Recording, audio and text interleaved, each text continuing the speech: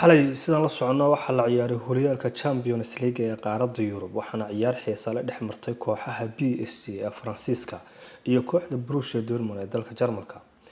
Kulankan lugtii hore waxaa hal iyo waxba ku soo badisay kooxda Borussia Dortmund oo runtii guul weyn garoonkeeda ku soo gaadhay.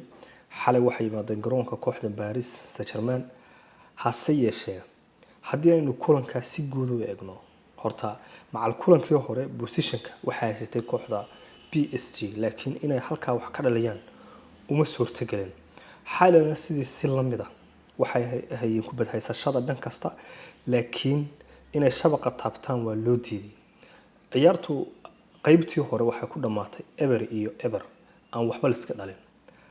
Hase yeeshee kooxdan Borussia Dortmund iyadu difaac ahaan iyo dhaxan aad buu dhisneed oo kubadda maartay ay nimanka weerarka soo qaadaan inta badan goolka ma gaaraynin oo dhexda u fadhiisanayeen. Haddii qaybtii labaad la isku soo noqday oo kubaddu sidii iskaga soo noqotay oo positionka iyo kubad maamulada ay PSG haysatay waxba uma soo kordhin. Daqiiqadii 10aad ee ciyaarta ayaa Hummels Borussia Dortmund goolka u dhaliyay. waxa weeye aggregate-ka 2-0 ayay sidaa ugu soo baxday finalka koobka Champions League. Wimbledon sidaas ay ku tagayaan. Haddii ay noqono kornayaasha kubadda kooxda PSG 12 koone ayay heshay.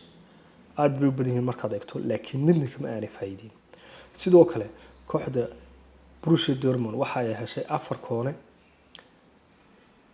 Haddii ay noqono kubadaha maartay halista ay goolka noqon karayay kooxda PSG sida aynu sheegnay waxay heshay 5 gool kulaad oo khatar ah gool noqon karayay laakiin ma dhalin.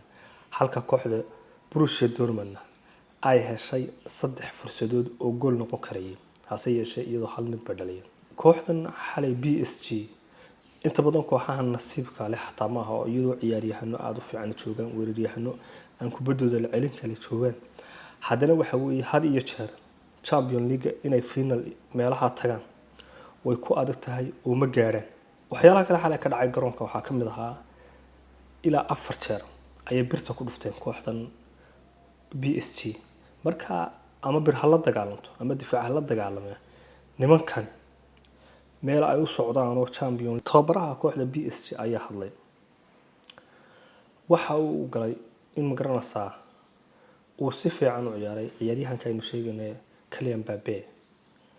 wuxuu ku leeyahay maartay horta in halkan la gaaro iyada lafteeda waqti u baahan oo Champions League wuxuu u baahan yahay inaad wax badan samayso. PSG-na halkii magaranaysaa ay da waxaan ku samayn lahayd oo socotaa. caawana waxay noo tahay xilli murugo annaga iyo ciyaaryahanada gaar ahaan Kylian Mbappé ayuu xusay. marka wixii laakiin kooxdu waxay u socotaa meeshii aanu la doonaynay. Champions League-na wax fudud maaha oo sidan markii sidoo kale mulkiilaha kooxda PSG ayaa isaguna hadlay. wuxuu yiri aad iyo aad baan u niyad jabsanahay maartay kulankaasi sidoo ku dhamaaday laakiin waxaan u qalanay xalay inaanu intan wax ka badan aanu keeno. wuxuu yiri ciyaaryahanada iyo tababaraha wax kasta waa siinay. marka wuxuu ku leeyahay kooxdan wax kasta waa gelinay laakiin caawa inaanu bartaa aanu isdhigno haddana laakiin murugay noo tahay oo ka xunahay. ciyaaryahan Marco Reus oo kooxdan Borussia Dortmund u ciyaariyay ayaa isaguna xalay waxa uu ciyaari doonaa ciyaartii finalka ee Champions League ee Wembley ka dhici doonta kulankiisa ugu dambeeyay kooxdan u ciyaaro sida wararku sheegayaan.